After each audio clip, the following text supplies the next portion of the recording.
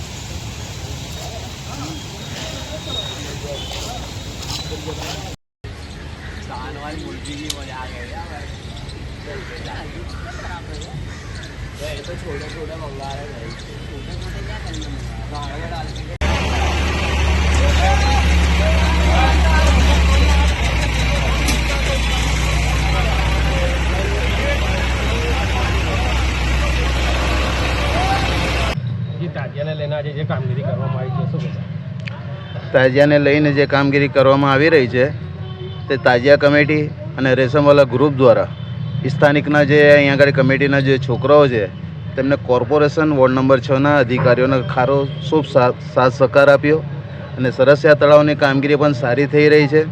જે અત્યારે કામગીરી તમે જોશો તો થોડું સ્વચ્છ જેવું લાગે છે, દવાનો છંટકાવ છે, અહીં ઓફિસરો ખડે પગે ઊભા રહ્યા છે અને સરસિયા તળાવના અંદરથી જે કચરો વગેરે જે ભાઈ કીચડ વિચડ જે કાઢવામાં આવ્યું છે બુલડોઝર દ્વારા અને ટ્રકોમાં ભરીને બીજી જગ્યાએ અન્ય જગ્યાએ એની વ્યવસ્થા કરવામાં આવી છે।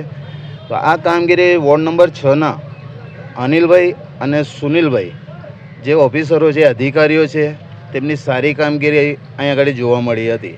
ખડે પગે આ સેવા આપી રહ્યા છે અત્યારે। આ સરસિયા તળાવની કામગીરીમાં અહીં સ્થાનિક યાકુતપુરા વિસ્તારના જે પણ યુવા છોકરાઓ જો છે તે લોકોએ બી એમને ખૂબ સાથ સહકાર આપ્યો છે અને સારી કામગીરી દેખાઈ રહી છે।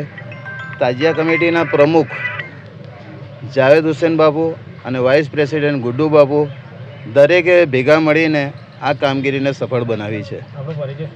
સામાજિક કાર્યકર હુસેનભાઈ મુલતાની।